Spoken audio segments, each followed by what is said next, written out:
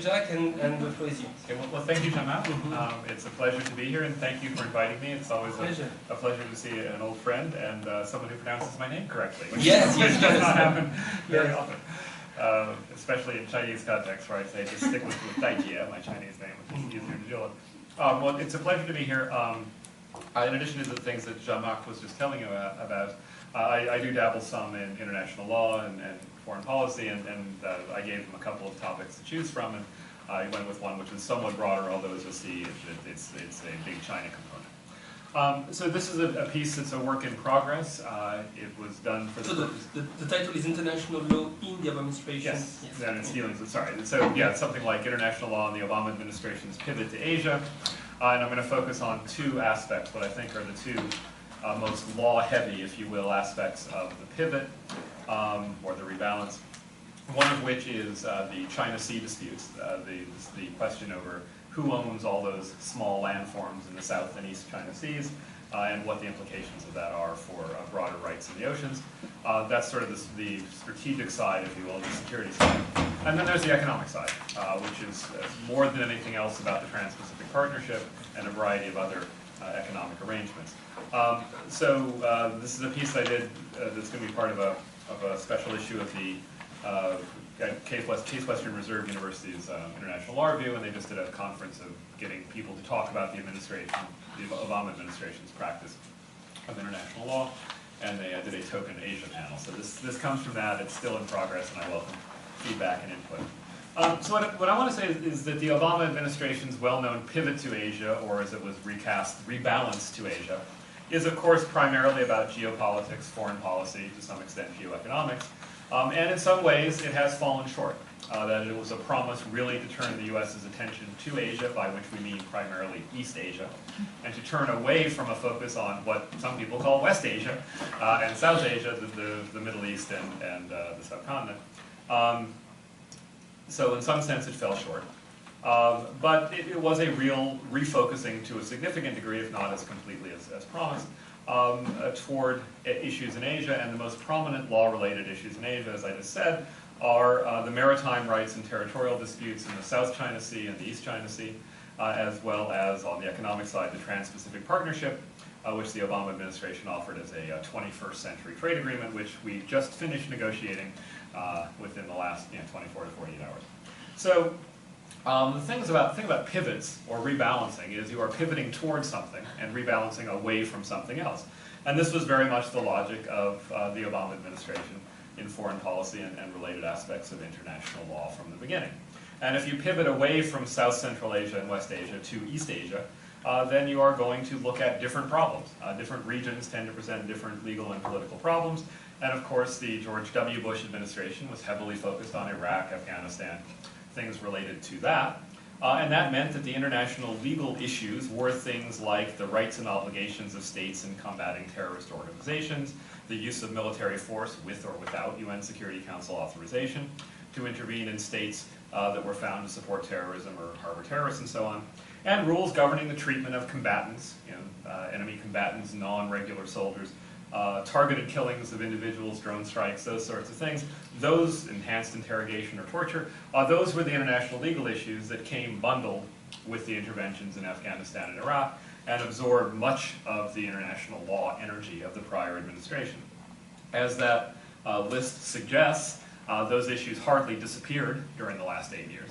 But they were joined, supplemented, and to some extent displaced as the international law priorities of the administration, international legal practice priorities, with things that were more focused on East Asia, and that with that geographic shift came a shift in subject matter focus. So we're concerned about things like how do you decide who owns an atoll or a group of rocks or a tiny island? How do you decide what kind of maritime rights you get adjacent to that? How do we rewrite or implement those rules?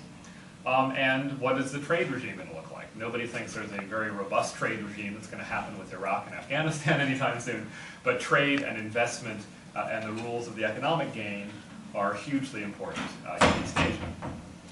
What I want to suggest is that in the U.S. turn to Asia, the pivot had its security element, which to a significant degree meant closer ties with those states that happen to have disputes with China over the South and East China Sea island. Japan, our treaty ally in Northeast Asia, and the 5 or 6 rival claimants, depending on how you count Taiwan, to the islands in the South China Sea, including treaty allies, sort of, like the Philippines, close cooperators like Singapore, and our traditional friends, Vietnam. You know, that's a joke that only people as old as Mark and I can understand, but you know, back in the 70s, we weren't so close. So these were all about making security commitments to countries that had some rivalry with China. And the pivot had an economic leg. We tend not to talk about it as the pivot, but there's no doubt that the Trans-Pacific Partnership and other economic initiatives were an economic leg to the pivot. They were the economic dimension of refocusing on East Asia. Now, both of these things have significant legal issues, as I'll go into in more detail later. And in both contexts, the US did its best, the administration, the Obama administration, did its best to cast itself as a defender of the status quo rules.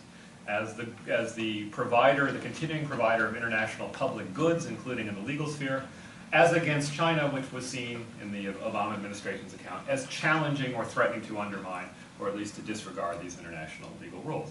And that's kind of a nice arrow to have in your quiver. If you're talking about, you know, we're trying to protect the rules of the road, we're trying to protect the system as it is, then, you know, that's an argument we like to have.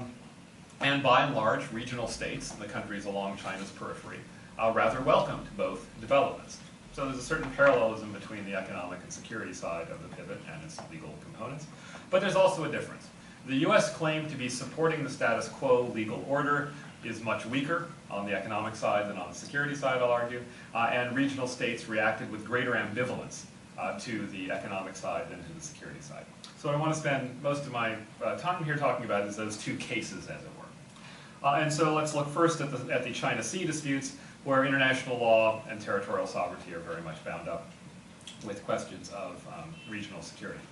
So the Obama administration described this pivot or rebalance or return to Asia in terms primarily of reallocating the US's attention and resources away from Iraq, Afghanistan, and so on, into a region that the administration defined as more important for America's long-run international interests. Terrorism is a big shiny object, you got to react to it, but if you're talking long-term, what matters for the future of the United States, the argument is it's the economically dynamic and security risky region of East Asia. This, of course, responds primarily to China's rise. The Chinese cast the pivot as an anti-China containment strategy. That may be overstated, but it is disingenuous, of course, to say that it wasn't prompted by China's rise and what China's rise seemed to imply for regional power and security. Now, the biggest friction point in this question of China's rise and what it means for its neighbors and for more far-flung states such as the US are these territorial disputes. Who owns these tiny fly specks in the South and East China Sea? Disputed territory, frequently a source of friction in international relations. And in this case, all the valuable rights, the rights to the ocean resources, the rights to patrol and control the areas around these landforms, all those water rights, or seabed rights, which is really valuable stuff, hang off of this question of sovereignty. Now, these disputes are long-standing. The wrangling over them goes back at least to the 1970s, and in some cases to the 1950s. So it's not an Obama-era problem, but what we did see was the end of a period of relative calm about the time the Obama administration came to office. So this was a new issue in international legal practice for the United States in the short-term time horizon in which presidents and their staff think, because things got really ugly.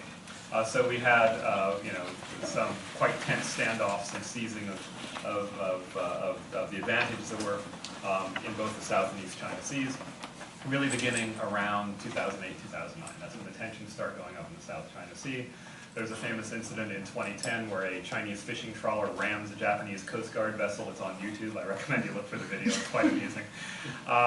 And basically the issue was, the Japanese Coast Guard said, all we're doing is enforcing Japanese law in the waters adjacent to Japanese-owned islands, which you can call the Senkaku if you're pro-Japan, the deLisle if you're pro-China, the deLisle if you're pro-Taiwan. I call them the East China Sea Islands, even though then some people say it's the West Japan Sea, but whatever, those islands. And it was essentially a staking of a claim to sovereignty. So the Chinese side saying, our fishing boats can be here, the Japanese side saying, the heck they can. And that began a cycle of escalation. South China Sea, a number of smaller level disputes, but the point is you saw this, this period of rising tension and friction. All of which led regional states to seek American support, and the US cast its support partly in geopolitical terms, but a lot of it in legal terms, supplementing its policy decisions with legal arguments. So you see, essentially, the US under Obama presenting itself as a champion of established legal norms and the provider of law-based, or at least law-supported, international public goods, including regional stability and, in turn, the prosperity that open sea lanes and regional stability make possible. And the pitch, the corollary to that is, we're on the side of the status quo, China's threatening to undermine the status quo. And not just the status quo of who controls these landforms, but what the international legal norms that apply are. And if you look through this, there's a lot of law in this argument. The US has long said, and continues to say, that it has no position on the question of sovereignty, right? We don't know who owns these islands. All we're saying is nobody should be engaged in things that are destabilizing, taking unilateral moves that threaten peace, security, and stability. Now, in the Senkaku East China Sea Islands, DeLisle area, the US went a bit farther than that, and then Secretary of State Clinton, and then Obama himself, said the US-Japan Security Treaty, a classic international legal document, we interpret Article 5 as extending to an obligation to defend Japanese control over the Senkaku DeLisle. We didn't say it was Japanese territory. We leave that open.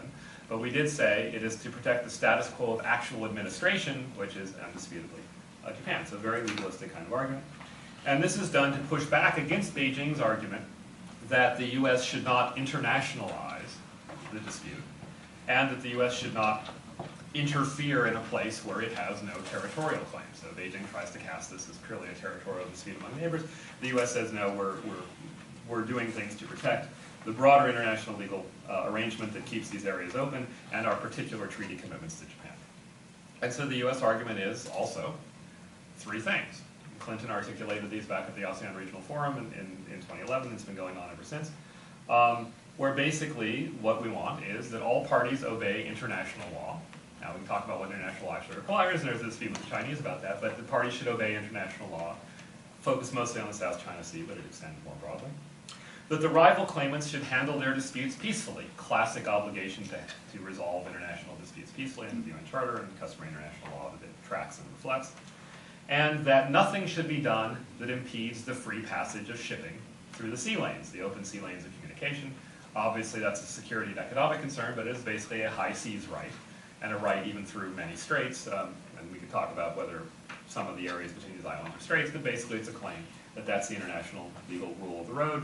And we are defending those status quo norms, the argument is, the US is, and legitimately asserting the collective interest in the international system against Chinese moves which at least ambiguously point toward the possibility, in some cases, some would argue clearly point toward the possibility of a rather different view of what the rules should be. And so these US stances on the legal issues interacted and clashed with moves by China and sometimes its rival claimants that really did put the US, the Obama administration, in a fairly strong position to present its positions as not just serving American and arguably allied interests, but also as legally principled, right, upholding the existing rules. That's certainly the case if you look at least the characterization of the ugly facts of the East and South China Sea in the version that has gained traction in the US and has been criticized by China, as to who's actually threatening to upset things. So if you look at incidents such as Chinese ships stringing a net across Scarborough Shoal, across the rich fishing grounds, in 2012 to deny access to Filipino fishing boats, the Chinese view is that was a reaction to Filipino regulation of Chinese fishing that was improper, but most people tune in at the moment the net is put across the mouth, and that seems like a shift in the status quo and an encroachment on areas the Philippines have a fairly decent claim to. Or Chinese vessels harassing efforts to resupply the guys who are on one of the most unfortunate military postings ever outside of actual conflict, which is the rusting hulk of a ship known as the Sierra Madre. You may have seen this in the New York Times Magazine. It's a rusting hulk sitting precariously atop a coral reef, and there are like 4 guys there who need food every once in a while, and Chinese ships started interfering with the resupply. And of course, ultimately, China's refusal to participate even at the challenge to jurisdiction phase of the arbitration that the Philippines launched under its loss with respect to Scarborough Shoal and other areas, where the Philippines got some pretty good Washington lawyers and said, we're not asking you to decide on the sovereignty claims, because that's outside of the law of the sea framework. And we're not asking you to decide on the delimitation of overlapping zones, which China has carved out of its submission to arbitration when it joined the Law of the Sea Treaty. We're saying, and it's not quite this simple, but they're saying the equivalent of even if you grant China all of that, they can't claim the maritime zone they're claiming, and so they need to get out. So in all of this, the US and the Philippines, kind of being on the same page here, are saying, look, we're just trying to stick with international law. China's doing questionable things, and you know that because they won't even submit to arbitration, the argument runs. For the East China Sea, somewhat similar story. You probably all know this story. After the famous trawler incident, the real escalation occurred when the then government of Japan, the Noda government, nationalized, as China puts it, expropriated or appropriated, as the Japanese put it, privately owned land on the Senkaku-Diaoyu Islands, right? So this is land ostensibly owned by private individuals in Japan, private families. And the concern was that Ishihara Shintaro, the rather ardently nationalist, even more than Abe, governor of Tokyo, was going to acquire the land and possibly make it available for nationalist activities that would stick a real thumb in the eye of China on these disputed territories. And so the Noda government steps in and says, no, we're buying it, the national government is buying it. And so that won't happen. And so it was portrayed as a defusing act. The Chinese saw it as not appropriation or eminent domain or something like that, but rather as nationalization. It was an act by the state asserting its sovereignty now. Perfectly good legal argument that says, really, the only reason the private Japanese citizens had any title there was because Japan had sovereignty, and that's what creates the property right, no big deal. But the Chinese view was it was far worse for the state to assert ownership over this rather than private individuals whose rights arguably derive from the state to assert ownership. So that escalated. And that's what led to the standoff in the East China Sea over the following summer. And of course, in 2014, China took this massive oil rig, sailed it very close to the coast of Vietnam, did a little quickie exploration, and then got out of town. But it was, once again, putting down a pretty big marker that says these are waters over which China has jurisdiction based on the claim to the disputed landforms nearby, primarily the Shisha or Paracel Islands, which China in fact has control. And finally, the most fun yet, let's build an island. So the massive land reclamation projects that are going on the 7 landforms that China controls at the southern edge of the South China Sea by just reclaiming vastly, vastly more area than has been reclaimed by anyone else, including China, in earlier phases. So all of these look like at least somewhat status quo altering terms, at least as a descriptive physical matter, but they all also at least can imply, and the US position certainly has pushed back against implicit legal claims by China that can be portrayed as potentially revisionist, and certainly that was the policy effort here. So official statements from the US and inferences from what the US did to support China's rival claimants either entail or imply this kind of rejection of Chinese claims that are out of step. So the 9-dash line, you all know the famous 9-dash line, right? So if you look at Chinese maps of the South China Sea, what you see is a U-shape, or sometimes called a cow's tongue shaped line, which goes all the way down very near the coast of the Philippines, Vietnam, and Brunei and others, and then comes back up. It started out as an 11-dash line created by the Republic of China government back before the revolution. The PRC erased the 2 dashes near Vietnam when they ceded one contested island to the North Vietnamese way back when, and then later did a delimitation in the Gulf of Tonkin. It's now grown another line to the east side of Taiwan to make it clear that the Chinese claim Taiwan as well, so the Chinese don't put a number on it, it's the intermittent line. But one reading of the 9-dash line, this is part of what's at issue in the Philippines dispute, the Philippines arbitration with China, is that the 9-dash line is a claim of essentially ownership over the waters. Or it may be just a claim to all the landforms inside the water, inside the dash line, but if it's the landforms then interpreted as the territorial hook for truly expansive claims to maritime jurisdiction. Again, this is an old claim. As I said, the line goes back to the 1930s, but it too heated up during the Obama administration, partly because the events on the water that I was describing, or on the small bits of land, are Obama-era things, but also because what really got this latest cycle going was when Malaysia and Vietnam submitted their claims to the UN Commission on Continental Shelf Rights in a way that China didn't like, and China pushed back by, for the first time, filing with a UN body, a sort of authoritative international body, its map. That before it had been kind of a government statement, but now it was really filed as an official position without still quite clarifying what the 9 dashes meant. So whether it's sovereign waters or whether it is landforms on which China draws very expansive baselines, or whether it's something else, and in the Chinese argument in the last few years they have come up with this new concept of historic rights, not the same thing as historic title, but historic rights that are pre-UNCLOS-based customary international law that somehow survive the advent of UNCLOS, despite language in the treaty that suggests that you're kind of giving up on everything if you sign on to the treaty package. So, you know, there's a lot of intricate legal argument here. The U.S. under Obama has weighed in pretty heavily against this. For the first time, the U.S. State Department's authoritative Limits in the Seas series are fascinating reading, hundreds of them. But the most recent one basically takes on the historic rights and 9-dash line title and then makes a fairly detailed and elaborate legal analysis that says this position cannot be sustained under international law. So that's, you know, that's a set of legal arguments where the Obama administration position is to portray the U.S. as defending the status quo against the implicit Chinese challenges, not just to who controls, but to the rules of the road, to who, you know, to what the rules are for delimiting rival claims.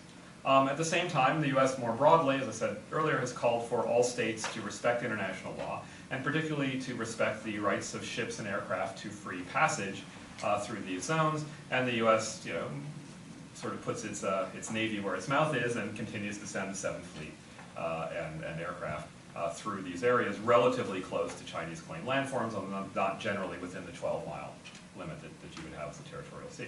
So the U.S. is here rejecting China's objections that these activities, especially these close-in surveillance activities, are either unauthorized maritime scientific research.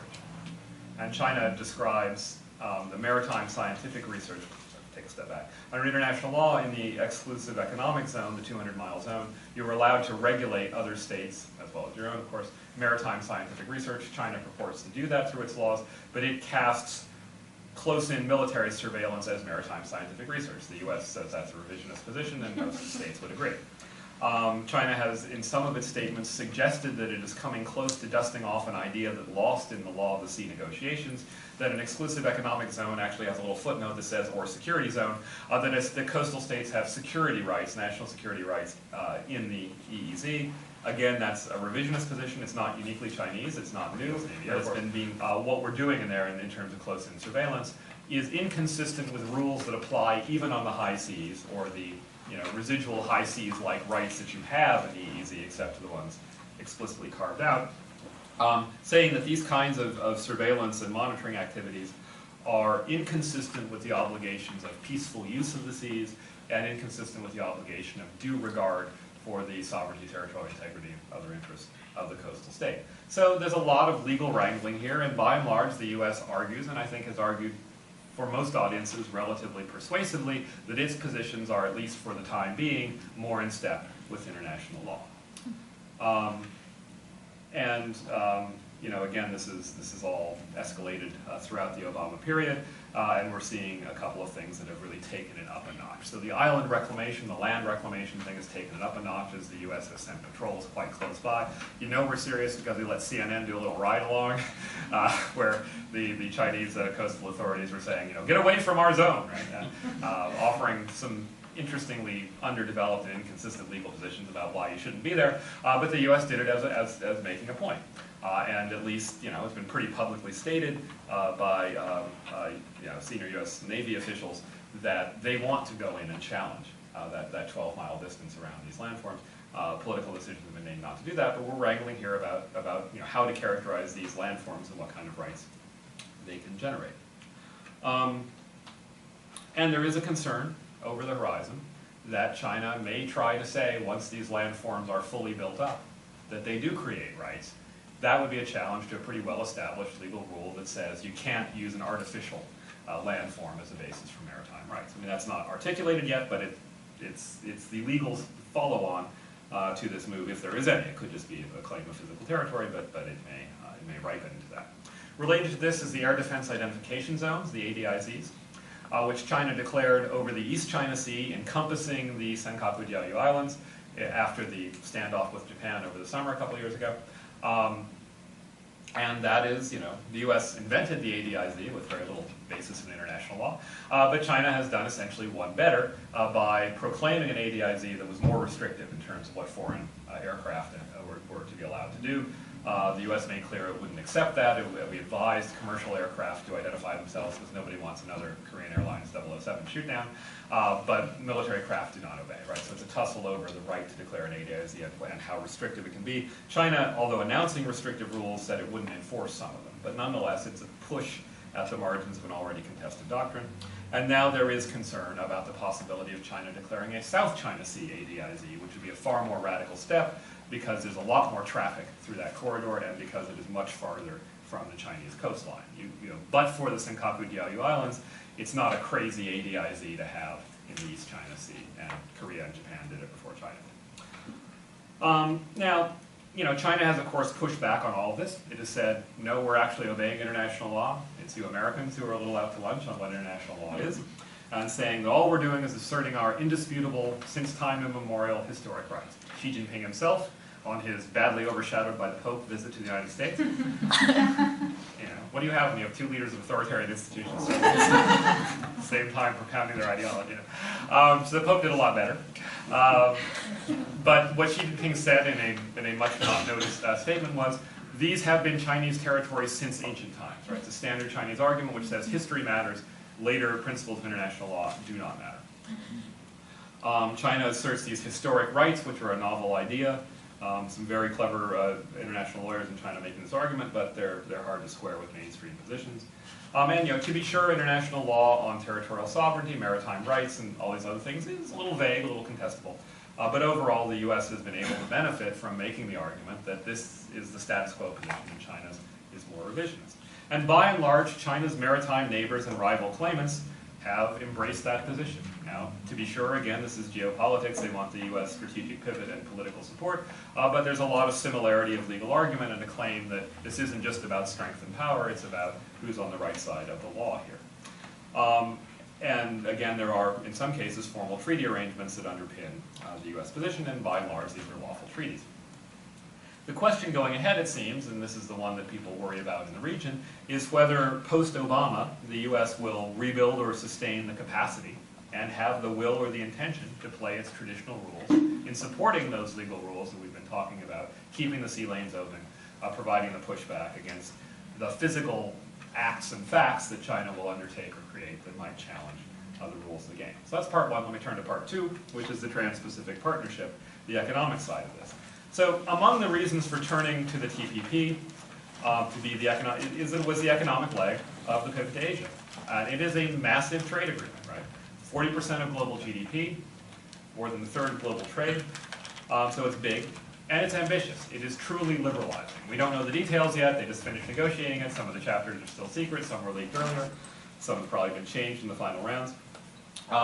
But what it does is address international trade, of course, but it also goes much farther into international services, trade and services, not just goods. It goes into intellectual property protection, regulation and protection of investment, and lots of aspects of domestic regulation that are tied to these kinds of issues. And the idea is this will be a large, again, legal agreement. It's a treaty, in effect, treaty in the international law sense, not the US constitutional sense, which will link the US much more closely to the major economies of East Asia, not including China, and thereby strengthen the US's economic presence and give some credibility to the pivot, to the security commitment. And it's not just TPP, it's TPP as supplementing the free trade agreements the US had previously entered into with Singapore and Korea. And of course, Japan is the big addition to the structure with the TPP. So having the TPP and more broadly an economic dimension to the pivot has given the US both this means to reassure its allies and partners that the US is durably there, the pivot is real.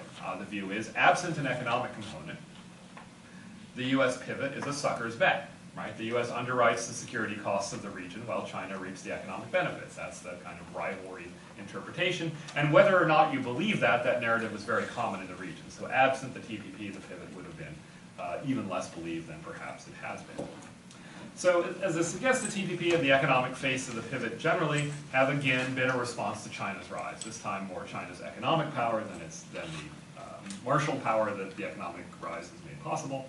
But it is pushing back, or at least encountering an environment created by China's quite assertive pursuit of regional trade agreements with its neighbors. So the ASEAN-China Free Trade Agreement was the biggest free trade agreement out there. The Economic Cooperation Framework Agreement, ECFA, cross-trades with Taiwan, was pretty significant too. And China has been pursuing, with less success, FTAs with Korea and Japan. And of course, the thing that is most the opposite face, the mirror image, as it were, of the TPP is the RCEP, the Regional Comprehensive Economic Partnership, which is, instead of being a US-centered TPP, and the US did not start the TPP, we just sort of took it over. The RCEP is, again, not a Chinese invention, but it's Chinese-led, and will take in an even larger share, by some measures, of the relevant economic activity. Now, the Chinese initiatives have not been limited to the RCEP and trade agreements. Includes things like the Asian Infrastructure Investment Bank, or AIIB, the so-called New Development Bank, which started out as the BRICS Bank, and a kind of IMF-like emergency lending fund. So a lot of institutions there that occupy, in some ways, the same space as the institutions that are most associated with the US post-war economic legal order creation, the Bretton Woods structure with the IMF, the World Bank, the WTO, and its predecessor, the GATT. So in these contexts as well, just as I was talking about earlier in the security context, the Obama administration has tried to frame its agenda partly in legal terms, and has tried to depict the US positions as supporting or fostering the status quo norms, the existing norms of the relevant parts of the international legal order. So the TPP, after all, will be a legally binding international agreement. It sets forth lots of legal rules, lots of legal obligations. And the US has again tried to contrast it with what China is up to. Here the US arguments are on a lot shakier ground. You can portray, and the US does portray, the TPP as liberalizing, as in the same spirit as the WTO in many ways, and so on, and that's not crazy. But, you know, it's not the WTO. And the WTO, of course, has been stalled as a vehicle for trade liberalization since the Doha round more or less collapsed. And although you can cast this as seeking to extend many of the general values instantiated in the WTO and the broader international economic legal regime, things like liberalizing the trade in goods, expanding the services, protecting investment, protecting IP, limiting market access, dealing with unfair trade practices associated with low labor rights or environmental dumping, and all these kinds of things that have been on the table. Okay, they're generally liberalizing, they generally fit. But think of how it's been cast. The Obama administration has presented this as a 21st century trade agreement. Well, the WTO is a 20th century trade agreement. And this is future-looking stuff, and we're talking about how to make the regime going forward. It's a less easy sell to say we're just defending the status quo rules, right? We're trying to change something. And many of the things the US is pushing through the TPP are controversial and divisive, right? Let's have even more robust protection for intellectual property. That is not a universally shared value, certainly among people your age, or even mine. We all download things, right? And there are, you know, questions about the international arbitration for investment principles that are built into this framework. Those have been attacked from the left and the right in the US, right? From the left, the concern is this is going to be in industry's pocket. It's going to be helping multinational corporations against national policy or workers or whatever, or small investors, and certainly government autonomy, and criticized from the right. You've given up American sovereignty again, right? So these are not uncontroversial even in the US, and of course there's a lot of pushback internationally, particularly on the IPR and some of the market opening sides. So this is about legal change, not legal stasis, and you can't portray that as entirely status quo. And here the rivalry with China is a little more complicated. It's harder to beat up on what China is doing as being anti-status quo. Why? Well, you know, international economic legal norms aren't purely liberalizing. They're a little more flexible than that. And what you're seeing is China pursuing a set of agendas which, partly on their own content and partly in the context of US Obama administration arguments, put China in a fairly decent position to say here, no, it's not clear that things line up this way. So the TPP began as what the Chinese call an ABC agreement, anyone but China, right? So the idea was to let everybody into the club except the PRC, among major economies in the region. The Obama administration later changed that, saying the TPP is open to anybody who can meet the standards, which, by the way, China can't, because it is a fairly demanding trade agreement. And China has softened its position, saying now eventually it might want to join. And it has good self-interested reasons for wanting to join, access to all those markets, maybe forcing forward domestic reform and so The U.S. has pressed the idea that TPP is a, quote, high-quality trade agreement, demands lots of liberalization across a wide range of areas. The RCEP is more of what's typically called a spaghetti bowl agreement. That is, different rules for different players, not quite so demanding. It's based much more on the ASEAN-type models. But, you know, again, there's not really clear international legal norms here that one can say to be said to be on the pro or anti side of. And once again, you know, the Obama administration put this as kind of rivalry more than status quo defense. So in pushing for trade promotion authority, that is the thing that's necessary to get the up or down vote in Congress on a trade agreement. If you don't have Congress commit to the simple up or down vote, you'll never get it through. So in trying to get that authorization that's necessary as a practical matter for the U.S. to enter a trade agreement, the Obama administration position was, if we don't do this, then it's not us but China that is going to write the rules of the world economy for the 21st century, right? This is about flat-out rivalry and not so much put in terms of the of defending status quo principles. And this was repeated just yesterday. Once the agreement was signed, Obama essentially repeated that line word for word. So this is very much in rivalrous terms, and as casting the contest in terms of U.S. support for established law or further legal developments against what China is up to. And it isn't just limited to these agreements. We've tried to do the same thing with the other institutional innovations. So the U.S. did its best to convince all of its friends and allies not to join the Asian Infrastructure Investment Bank. I think we got Japan, and that was about it. And the U.S. has expressed some skepticism about the lending facility and whether it will undermine the kind of neoliberal Washington consensus agenda that the IMF has pursued in its lending standards. And the new development bank, I mean, go on the webpage, it says it's an alternative to the U.S.-run structure. So, there's a lot of casting of rivalry here, but China's been able to push back against that by saying, no, look, the AIIB and the Special Lending Fund are set up to supplement the World Bank and the IMF. They're set up to deal with the fact that those American-led institutions, or Western-led institutions, don't have the capital to make the lending necessary for countries that get into balance of payments difficulties to some extent, but certainly for infrastructure building.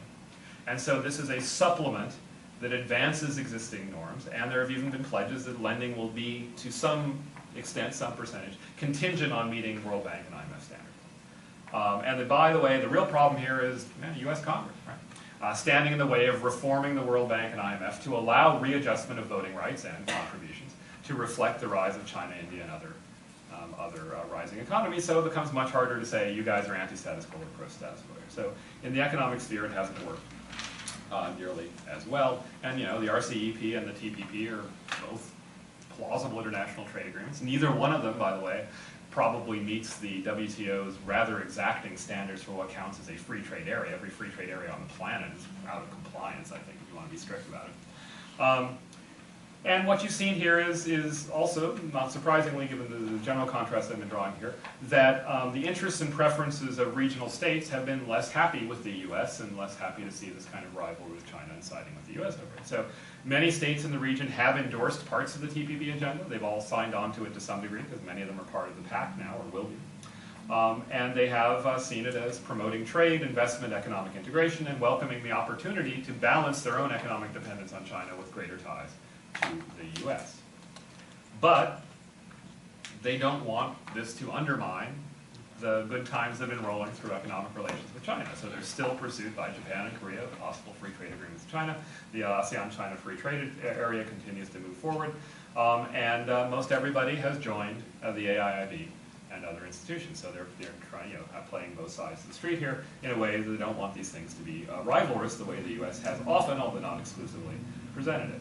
So going forward, as the Obama years near their end, the questions on this one that remain unanswered are really the contours and prospects for the TPP. When I wrote this graph a while ago, there was no TPP. Now there is, but we're not out of the woods yet. It has to get through Congress, it has to get through various other state systems, and we don't even quite know what's in it. And there's also a lot of uncertainty, therefore, about where on the spectrum from complementarity to WTO values in the existing system to something that takes off in a different direction, more liberal, less liberal, who knows? And we're not quite sure how the very new institutions like the AIIB and the new development bank are going to shake out. To what extent will they wind up being more or less on the same page as the existing institutions, to what extent will they pursue a rather different Chinese agenda? That's going to pose interesting questions. So the last thing I want to say is that as the Obama administration is nearing its end, there are a lot of uncertainties out there about these issues and the longer legacy of the pivot to Asia, particularly its international legal aspects, and there are issues that resonate well beyond Asia. Some of these are essentially structural questions about the implications of the U.S.'s relative decline, China's relative rise, and what that means for countries with different agendas, perhaps. But some of them are more short-term questions. What happens if China's economic hiccup turns into pneumonia? You've gone from 10% plus growth rate down to about 7% and probably below that, or at least possibly below that. And if this whole story that I've been telling is premised on coping with a rising China, it looks rather different if that rise slows, stalls, or reverses.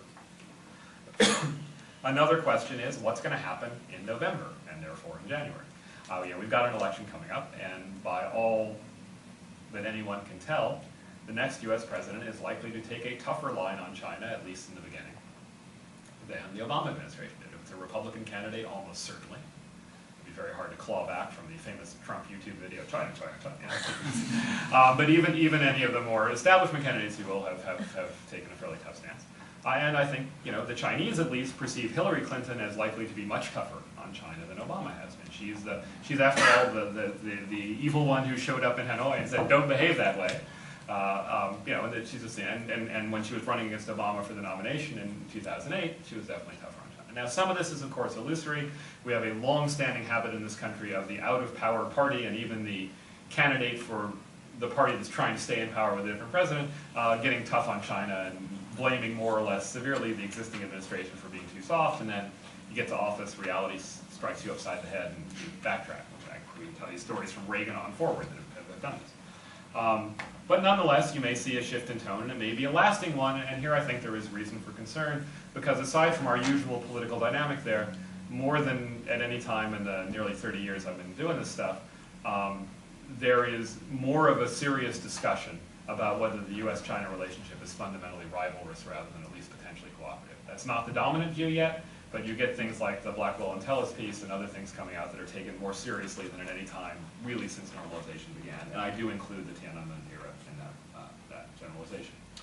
And finally, the question is, what happens to the broader question here that I've framed this discussion in, which is the place of international law in this whole discussion. So the pivot was a pivot away from certain parts of the world toward East Asia, away from certain legal issues to other legal issues, but it was also a pivot away from essentially sticking a thumb in the eye of international law to seeking support for policy positions by claiming to be supporting international legal norms.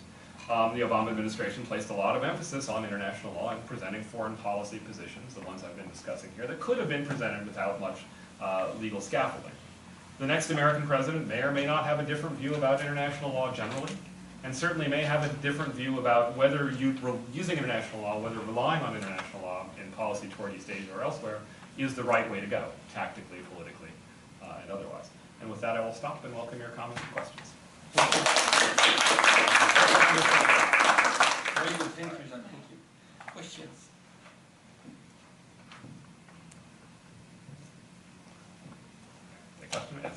From the camera.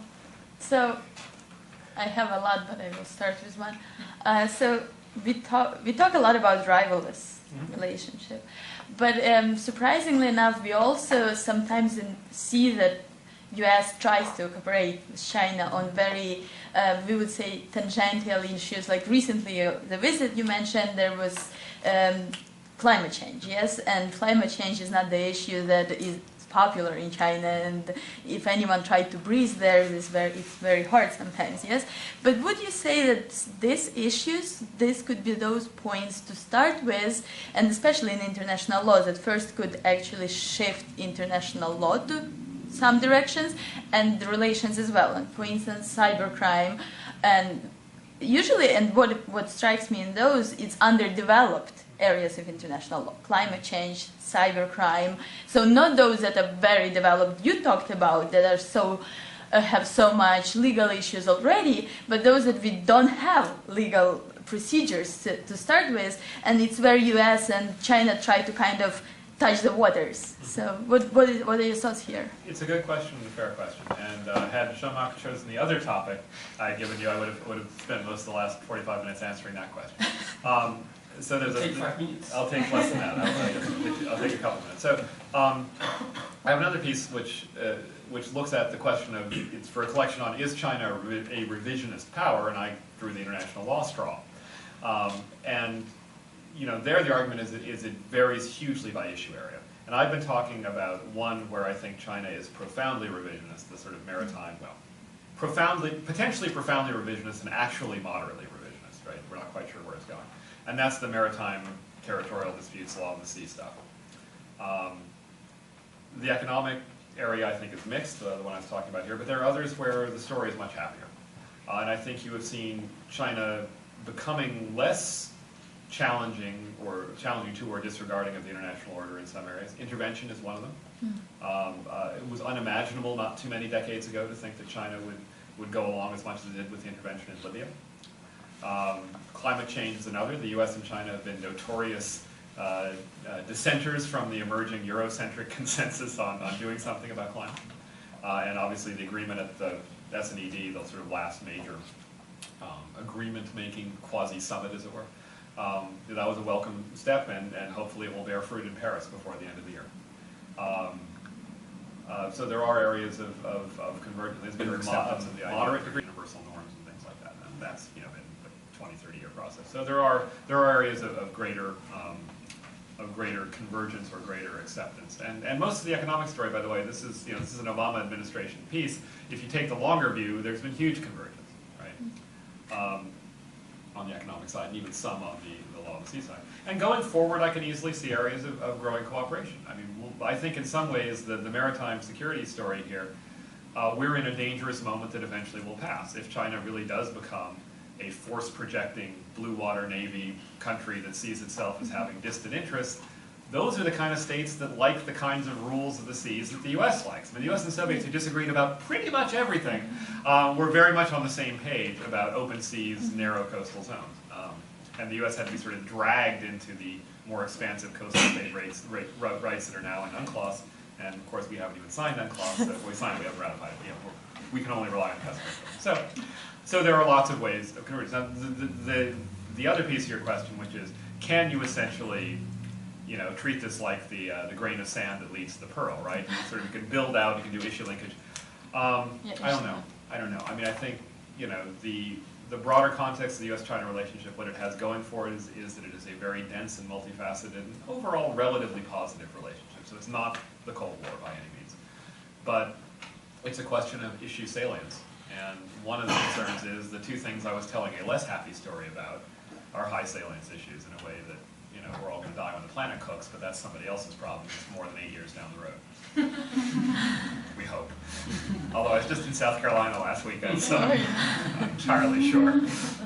I had the kayak back here. I'm a PhD student in DGA, and I have a question. Actually, I have two questions. The first one is, given that the United States doesn't sign the UN Law Sea Convention, UN Convention on Law and Sea and the Sea, what's United States standing when he want to argue against China?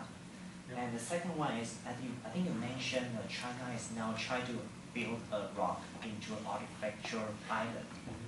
I know that there's a legal ruling that between China and Japan on Okinawa Island, which United Nations say is illegal. Well, it's not effective to have an architectural island from the rock. Right. So would that be a precedent for China in South China Sea? Right. Okay, both good technical law of the sea questions. So, most everybody in the international law biz in the United States bangs his or her head against the table in frustration at the U.S. failure to ratify UNCLOS. It's just stupid. Nobody seriously doubts that the international law rules relating to almost everything substantive in UNCLOS are the rules. I mean, almost everybody's a member. Many of the provisions in UNCLOS tracked pre-existing customary international law, and others have ripened into customary international law. the dispute resolution provisions, the old CBES, there's some things that aren't, but the stuff we're talking about here, the bases and scope of maritime zones, the rights you have in them, those are all well settled as being what it says in UNCLOS. So the U.S. does have a certain undermining of its positions and insisting on those principles when it can't rely on the treaty. The U.S. position, and it's not at all a crazy position, is it doesn't really matter because these are customary international legal norms binding on everybody regardless of the treaty, right? And nobody, least of all China and the U.S., are going to submit themselves to binding arbitration over most of these things, most of the stuff that really counts anyway, right? So, it's embarrassing, but I don't think it's fatal to the claim. But the U.S. didn't sign? Because you can't get any treaty through the Senate. I mean, what's the line? I mean, you can get the occasional free trade agreement through Congress by doing trade promotion authority with a straight majority up or down, no amendments vote. But we don't sign a lot of treaties, It's foreigners, it's giving up sovereignty, I don't know. But it's real hard. And, the legal advisor to the State Department under W, actually is an old roommate of mine, tried to get it through and couldn't. It was frustrating. And is the cost for the U.S. For this? Well, the cost is the embarrassment. The cost is, I don't care. I'm an academic. Who cares? But if I were the legal advisor to the State Department and I were dealing with a Chinese counterpart or any other foreign counterpart, I would be vulnerable to that argument. I'd have to hem and haw about customary international law. It's just not where you want to be. Right? You want to be able to say you're violating your treaty obligation. And it's just weak and awkward. As far as the land reclamation thing goes, and by the way, it especially undermines the argument I'm making here, which is I think, the Obama administration says, here we are upholding all these rules, which, by the way, won't really sign on to, even though we kind of have to admit we're bound by them and like to assert them against them. But in terms of the other question, the land reclamation thing, it is absolutely settled in an artificial island, doesn't get you any of these rights. That's slam dunk settled. It strikes me as projecting out pretty far, but not a completely laughable projection to say that where China is headed with the massive land reclamation is potentially challenging that. And there's a two-level piece to that. One is it would be a very bold move to say, you got to count all the land that's there post-reclamation. That's pretty tough. But to make the argument that the land that was there before reclamation counts for a higher level landform than others might accept under the Law of the Sea Treaty, and all we're doing is preserving it and enhancing it a little bit, I can see that argument coming out. And if nothing else, I used to joke before the land reclamation started, when I gave presentations on this topic, I would say all this is going to be solved by global warming anyway, because all these things are going to be underwater. But of course, what international law does allow you to do is to preserve something from going under, right? I call it the Dutch rule. But for the seawalls, the Netherlands would be France's continental shelf. Yeah. So there's going to be some element of that going on. But you're right; it's absolutely an issue that China has not rejected by any means the principle that you can't do that. And I think we're seeing other signs where China is going to be saying or accepting things in one context that make it hard to claim something different in another context. So think of things like the longstanding Chinese complaints now about the USS John McCain, named after his father, or the Cowpens or other ships where Chinese naval vessels or sometimes fishing vessels have come very close and harassed the surveillance craft, or the EP-3 incident in the air back in 2001, where China's position has been, you can't be there doing that. And the US has always said, fine, sail your ships to within 14 miles off our coast, no problem, right? And China has started to do that, right? They've come and observed RIMPAC. They were up in the Aleutians, I think, recently. And the more China does that, the more awkward it becomes to say, you can't do that. Now, it's not an impossible legal argument. All of these maritime rights we talk about under the Law of the Sea framework are rights which are essentially options. That is, it gives you the right to say you can't do this, but I don't have to declare a 200-mile EEZ if I don't want to. I don't have to declare a 12-mile territorial zone. So it is an intelligible and coherent position for China to say, we believe coastal states have the right to regulate and potentially exclude foreign craft in certain areas. We choose to exercise that, and if you don't, that's your problem. But nonetheless, it creates a certain awkwardness. And there are things I think that are ambiguous in the Chinese position. So if you look at one of the Chinese arguments about behaving in a way that is not status quo challenging in the maritime stuff I was talking about, they have said quite pointedly, I don't know why the U.S., paraphrasing obviously, I don't know why the U.S. is getting all upset about the idea of closing off the sea lanes of communications. We have not done that, and we will not do that. Well, for the persnickety lawyer out there, that's not the same thing as saying we recognize we have a legal obligation not to do that. And, you know, does that matter functionally? No, not right now. But you worry about why don't you just say that, right? What is it that you're trying to keep in your pocket? Yeah, I want to ask you about your assessment about the legitimacy of U.S. presence in ASEAN international relation, today particularly in security sector. Given the fact that, for example, ASEAN now has a communique to solve the problem of South China Sea through diplomatic cooperation and regional arrangement. Does it signify that the U.S. legitimacy in Asia internationalism today it's not like it was a couple of decades ago? Yeah, so by and large, you know, the ASEAN states, given the world they're facing, some of the ASEAN states, mostly the ASEAN states that have overlapping claims with China, so you know, Philippines, Vietnam, so on, have welcomed U.S. support in terms of security guarantees and in terms of security cooperation, and asserting legal positions and push back against the expansive claims. But the South China Sea mess, I think, has been really unfortunate for ASEAN in that ASEAN solidarity has crumbled some. Partly the Phnom Penh meeting in particular was a bad moment for ASEAN solidarity, where partly with China's pressure, some of the poorer and more landlocked states didn't really stand behind Vietnam and Philippines in pushing back against Chinese claims. So I think that's become something of a threat to ASEAN. You know, the long-term hope has long been that the declaration of conduct from 2002 on the South China Sea would ripen into a fully binding and more detailed code of conduct, which would, you know, buy time and perhaps lead toward eventual settlement. But, you know, it's been 13 years and we're still a long ways from a declaration of conduct. And I think what has been wise as a matter of U.S. presentation of its commitment or involvement in that part of the world is to make very clear that, yes, of course, there's no claim of sovereignty. There's not even a view about sovereignty. We're just here to try to support, you know, following international law and peaceful resolution of disputes, which is kind of hard to argue against. But yeah, it is a dicey issue to have an external power playing that larger role in disputes. And I've been portraying this as China against everybody else. That, of course, is not true. The ASEAN states themselves have overlapping claims and have not managed to resolve them. So I think what has insulated the U.S. some from the pushback it might otherwise get is that whatever their disputes among one another, the ASEAN states are particularly troubled by China, and the U.S. is the only plausible counterweight.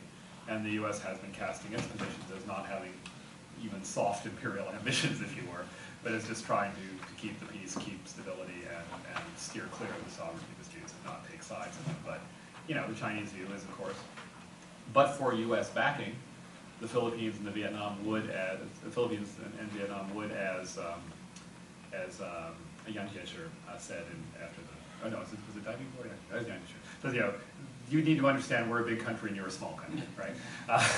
And that's pretty harsh stuff, and that gives the U.S. a lot of cover to be involved, I think. Why is it so important for China to push forward this agenda in terms of you know, potentially gaining territory and so on? Why investing so much capital into this? Right. There's a lot of disagreement among, you know, sort of China watchers and analysts on that. I mean, I don't know that I have a clear view, but I'll take out what I think are plausible ones that have some support. One is a genuine belief, and you know, Chinese up to a fairly senior age now are raised in this environment that says this is Chinese territory, right? I mean, you know, that is true or not? Well, you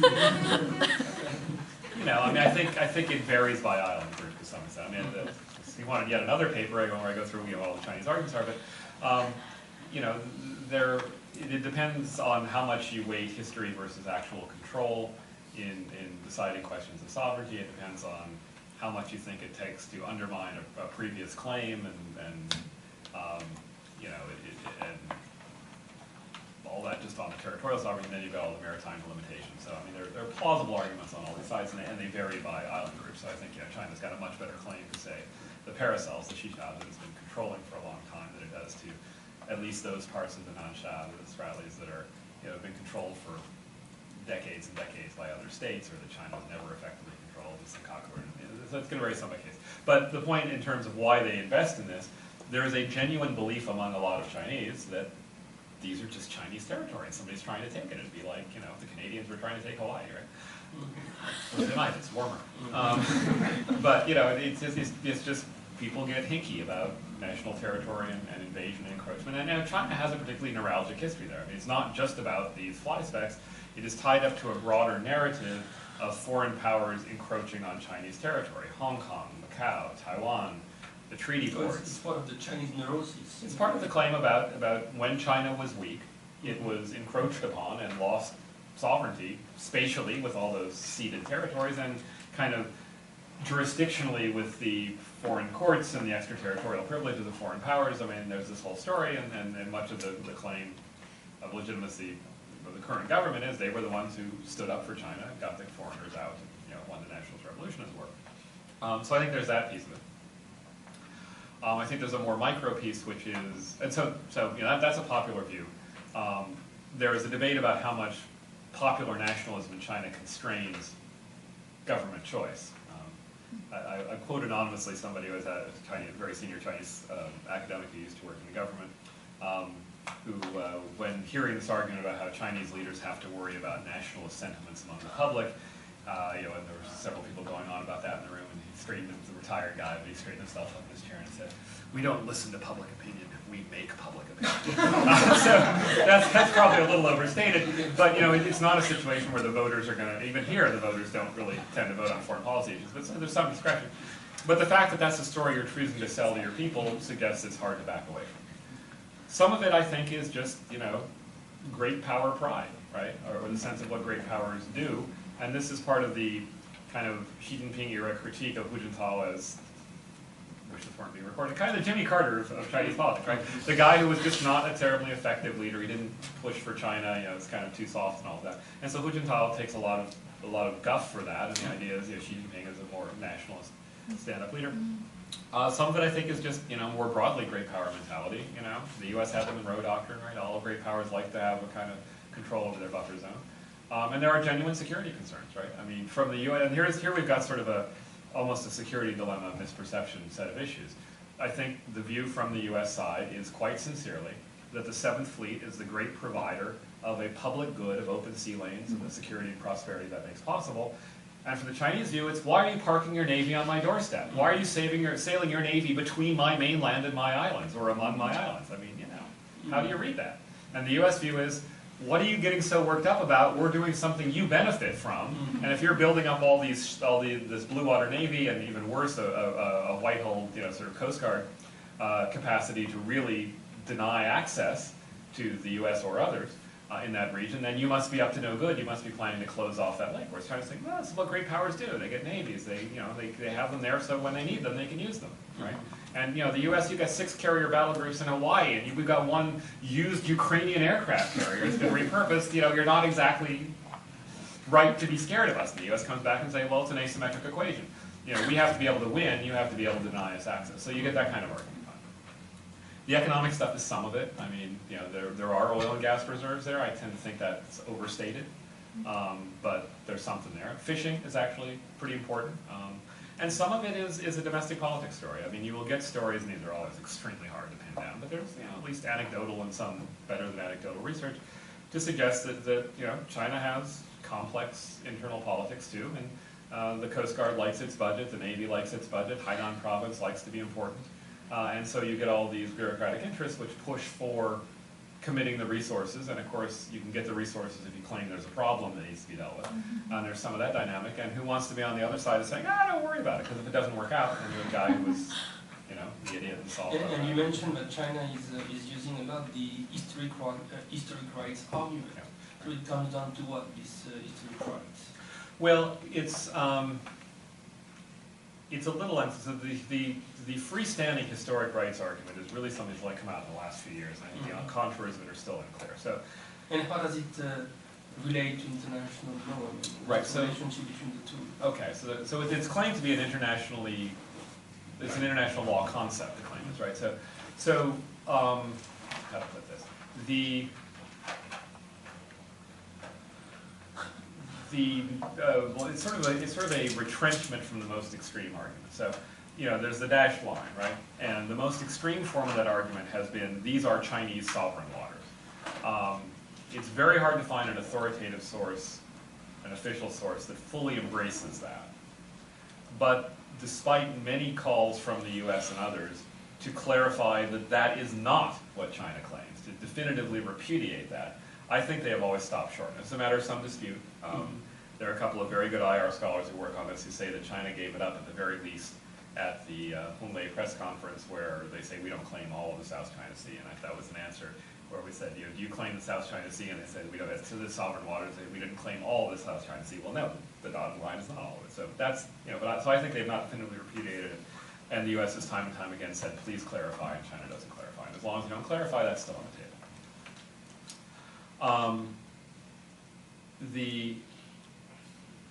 There's the historic waters argument, or historic bays. Now, it's hard to get a convex bay, so that one's kind of difficult. But, you know, the international law and UNCLOS does allow for the notion of certain historic title claims based on bays that are, you know, continuously under the use and open notorious claim of right, acquiesced by other states kind of thing. You can get something with that. And some of the Chinese historic rights argument seems to be just a kind of pushing the envelope on that. But there does seem to be this other argument that just says historic rights that is unhinged from anything built into UNCLOS. And so the most robust and elaborate form, which has been articulated by two quite well-connected, influential Chinese international lawyers, one a judge on the Law of the Sea Tribunal, and the other a prominent legal scholar who's done work with the foreign minister on these issues,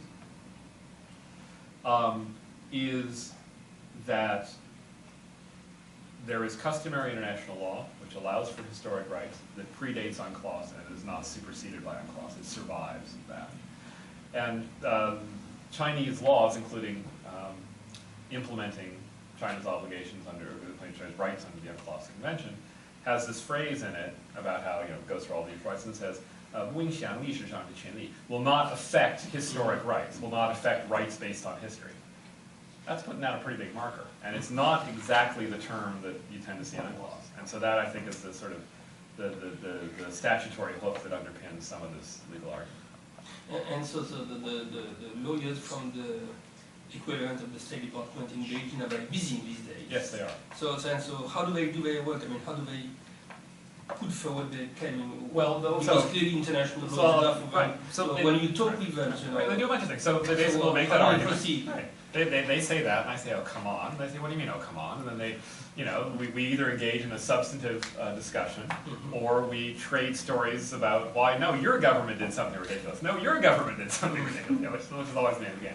But beyond that, I mean, you know, how do they get the word out? Well, some of it is they publish in Chinese and in English, putting an argument out there. And the argument I was talking about, there was a piece in the American Journal of International Law a couple of years ago, which is a short form of stuff that had been coming out of China. So they are trying to shape the debate. Yeah, very much.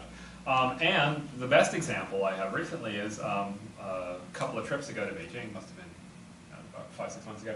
I was meeting with somebody from the foreign ministry, and he plunked down on our little table at Starbucks. Yes, Starbucks everywhere.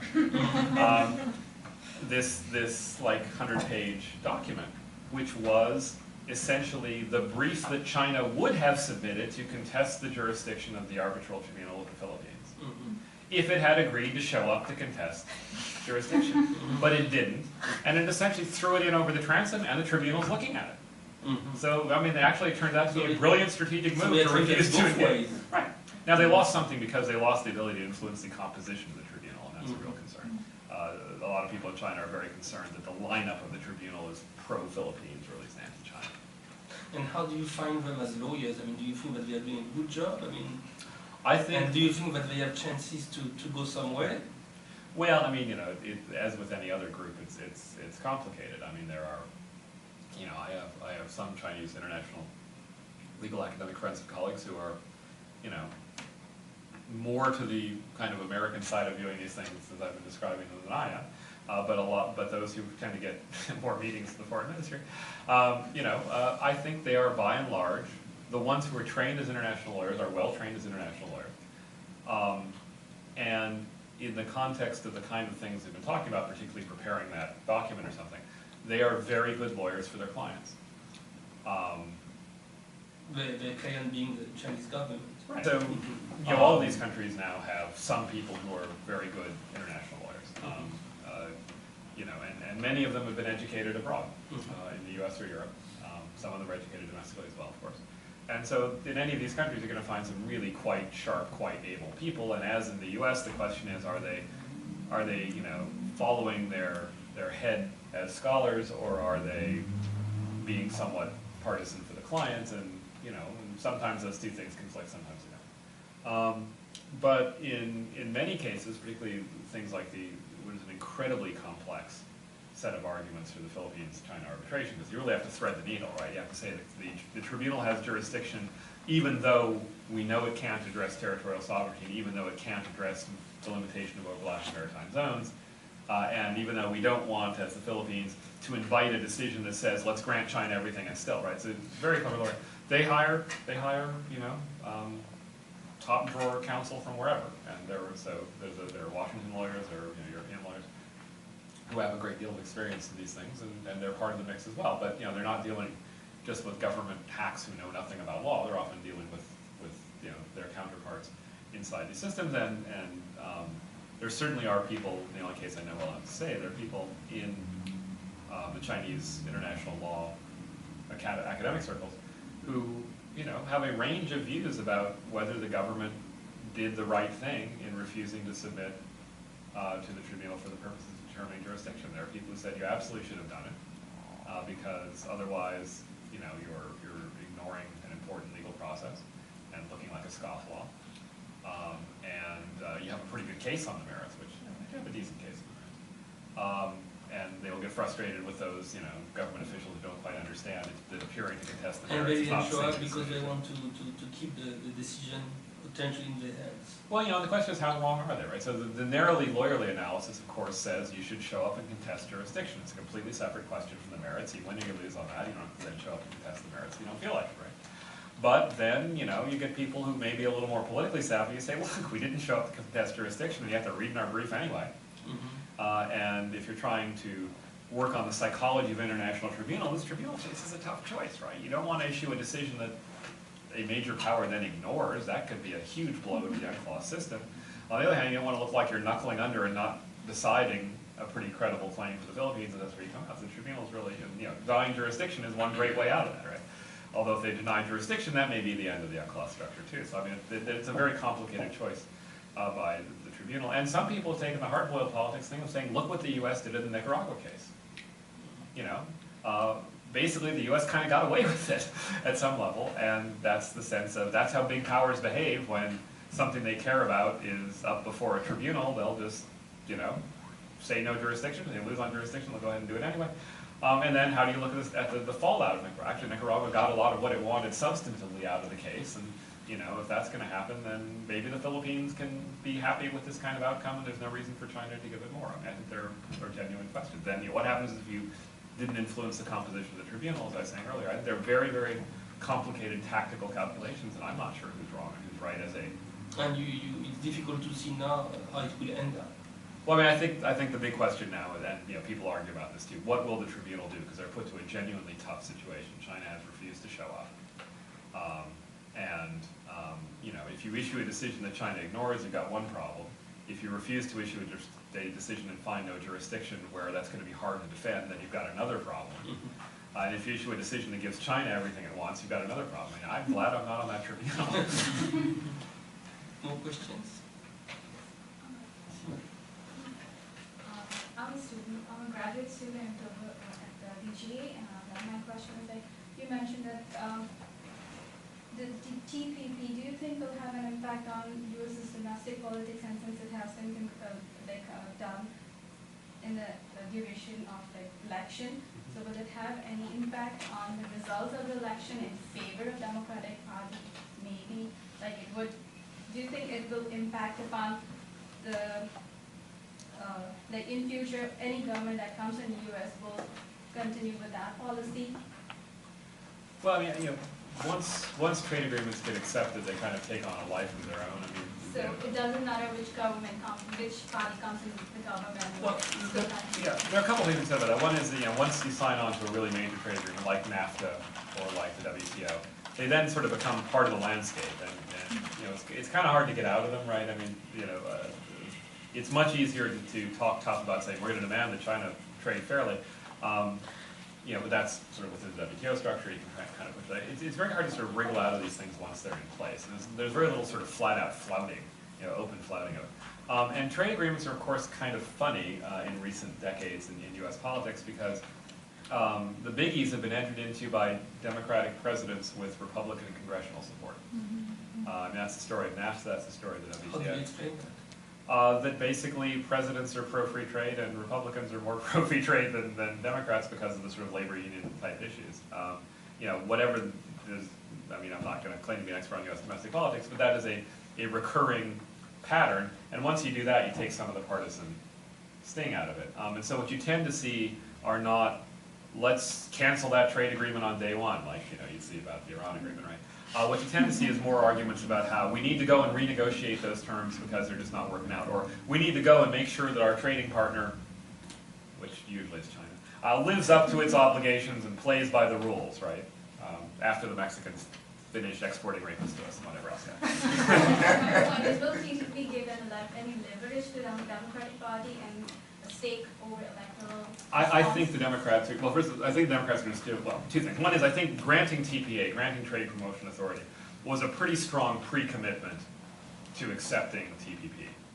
You know, I mean, it could get voted down, but that's not generally been the pattern, and I think to get that coalition together to grant TPA was probably going to make it pretty hard to back away from it. You know, it depends on what's in it, it depends on whether there's stuff that will really blow it up, but I'd be pretty hopeful about it getting through eventually, although not without getting battered.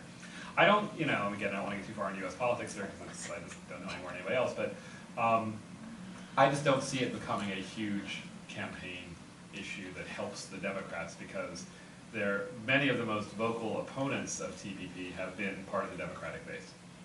Labor unions, most obviously, you know, those who were kind of against the big multinational corporations for whatever reason. I mean, you know, it's hard to see Bernie Sanders standing up and celebrating the TPP.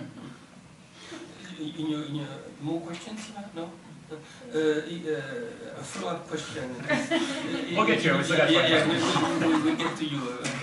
In your presentation, Jacques, you mentioned that the US didn't initiate the TPP, but took over. No. So who did initiate the TPP, Well, and why is it that? Singapore and a couple others. I mean, And what was the main rationale for the TPP? The rationale is you know, the general sort of localization of trade in East Asia. I mean, you know, it's a neighborhood where trade barriers are pretty low generally, and you've got a lot of small but dynamic, internationally integrated economies. You know, that's kind of a natural constituency. And then you mentioned that the US took over.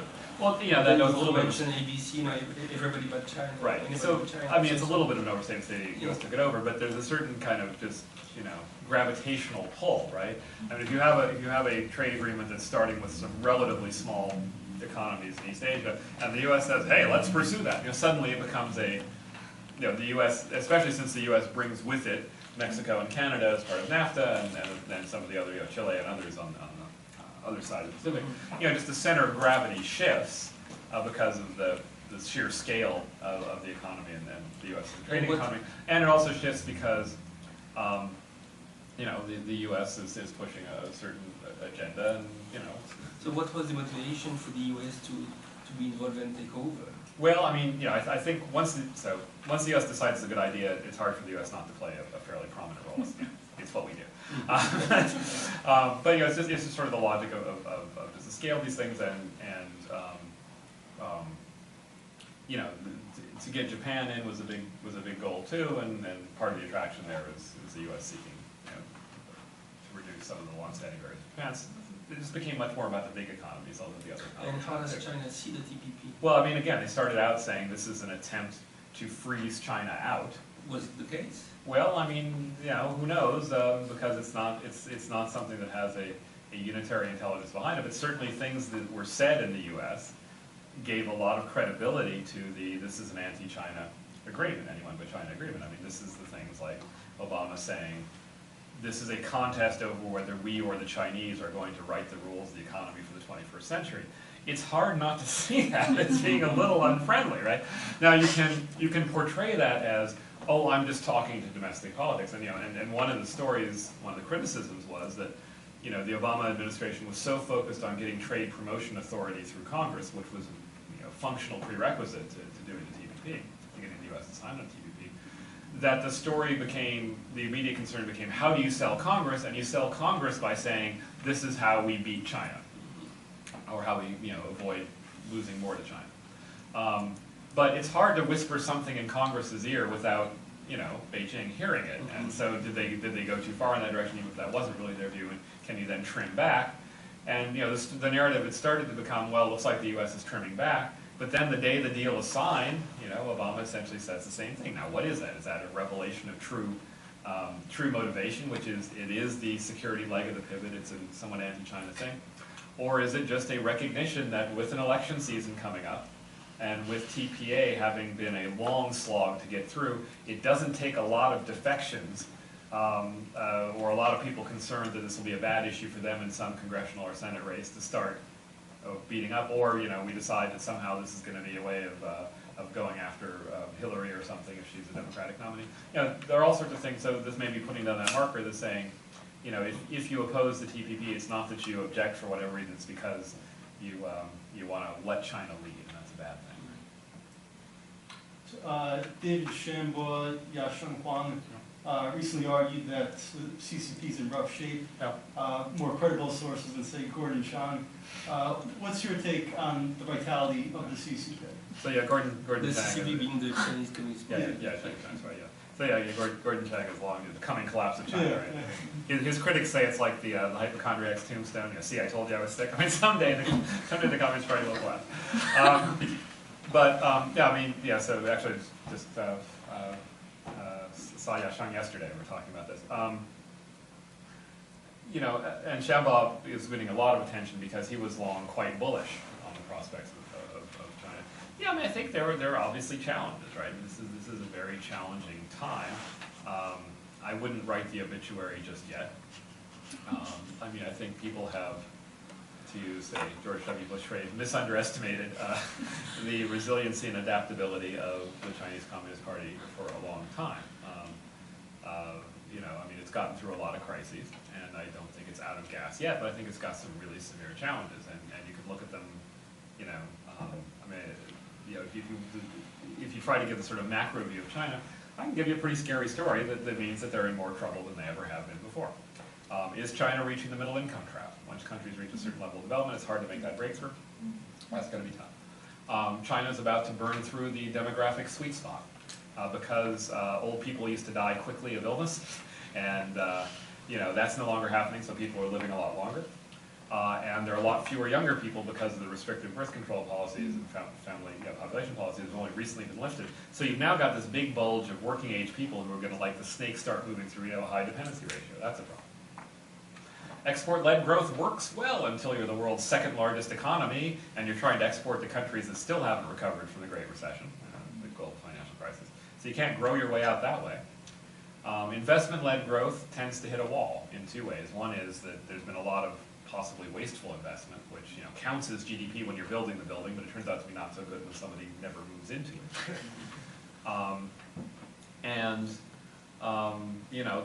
China has had a fairly high investment to output ratio. It's not been, total factor productivity growth has not been great.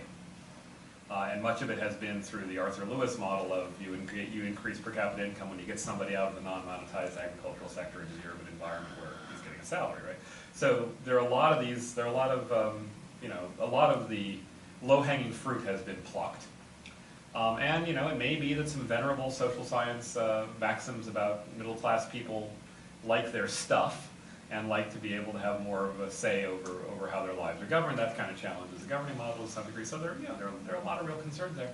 But what you have is a system that's still, although not by China's recent historic standards, but by developing country standards, by even middle-income country standards, has still delivered the goods pretty well. I think you have a genuine fear of après moi le déluge, you know, if not the Chinese Communist Party, what? And you know, you talk to, there's a lot of surveys of kind of, you know, middle-class Chinese and such that suggest there's sort of tepid attitude toward electoral democracy, partly because who's got the majority of the votes is potentially expropriating peasants. Next week we'll have Daniel Bell. Right, sure, right. He was yesterday at last week at 10, yeah. So there's a question which Daniel will talk about, because I assume I'll give you guys the same talk he gave us. Same book. Sure. That's not a slam at Daniel, that's what we all do. Every workshop you go around and talk about. The Q&A is the fun part because you get on to other topics. But the argument is that basically, and this is based on Shi Tiantian's really excellent survey work, which says that if you press on what people mean by democracy in China, everybody loves democracy, right? But if you press on what they mean, it's a very different concept. It's much more a performance-based concept. It's a kind of in the interests of the people rather than the preferences of the people. So you know, there's some slack there. It's not like everybody's saying, I want an American-style electoral democracy. You know, who would? But it's not clamoring for any particular outcome. And so Daniel Bell will tell you about this very different model. And you know, to be fair to Daniel, he's taken a lot of pounding for being an apologist for the Chinese regime. And if you were saying the way China is working now is, you know, is some ideal type, if you were an Eric X. Lee type, I think he'd be vulnerable. But I think what he is saying is there is a different ideal type out there, which is not liberal democratic, but is meritocratic, virtuocratic, somewhat hierarchical. And China, you know, in some ways lives up to that, in some ways doesn't. But if you think that type has some cultural roots and underpinning, then there may be a lot more gas in the tank if you can go, not this way they're not going to be willing to go, but getting better on this front, well maybe. You know, and the anti-corruption drive is a step in that direction. On the other hand, the centralization of power in the hands of the party and away from the technocrats isn't. And you know, Daniel has some interesting things to say about it. You should go see his talk. He gives a good talk. Even if he is Canadian. Well, on the second topic of Wei Chuan lawyers, Okay. Rule of law, Yeah. your area. There are a few of them that are still free to roam. Yeah. Second, under Xi Jinping, a number of scholars have argued that civil society has really come under attack, especially Wei Chuan lawyers. In terms of, you talked before about possible weaknesses of the CCP. In the years to come, how do you think, what about this problem of lack of civil society under Xi Jinping, Wei Chuan lawyers really coming under attack? Yeah. So Wei Chuan literally means the rights protection. These are rights protection lawyers, sometimes called human rights lawyers. But, yeah. Sorry. Well, no, so I was going to say, in the years to come, do you think this is what we're going to see in the years to come? Do you think there's going to be a change? Yeah, you know, it's hard to say. I think most people going into the dawn of the Xi Jinping era would not have predicted what's happened, right? I mean, you know, the standard story was, you know, each Chinese leader tends to be a little weaker than the last one. You know, Deng was no Mao, Jiang was no Deng, Hu was certainly no Jiang. You know, and then maybe because of the dissatisfaction with Hu Jintao, Xi Jinping would claw some of that back. But the story is now becoming he's the most powerful guy since Mao. That may be a bit of an exaggeration, but you know, clearly there has been a centralization of power, and there has been an intolerance toward civil society. Now, you know, and a particularly dramatic story. Now, it's not like it was an on-off switch. There was a crackdown on the Wei Chuan lawyers late in the Hu Jintao era as well, which in some ways was worse than the current one in terms of how long people were typically locked up for. But there's been a lot of bad stuff. There's the roundup of the rights protection lawyers. There is the crackdown on civil society NGOs. There's the Qibujian, the 7 don't talk abouts, right? You're not supposed to talk about universal values, human rights, that sort of thing. There was the pressure against using Western texts in colleges. I mean, these are all very bad things if you think. But on this specific issue, Jacques, I mean, isn't it a bit bizarre that, you know, you have all these Chinese students studying abroad, and then you have pressure back home for not using Western texts? So it amounts to what? Well, I mean, so there are a few things going on. One is many of those directives have not had a lot of traction. So, one friend of mine was actually getting quoted in the media about this. Said, we can't teach Western things. Does that mean I can't teach Marxism anymore? A bit of a little awkward. So some of these things don't really have that much bite. And I think, you know, part of the story is there are different rules for different people.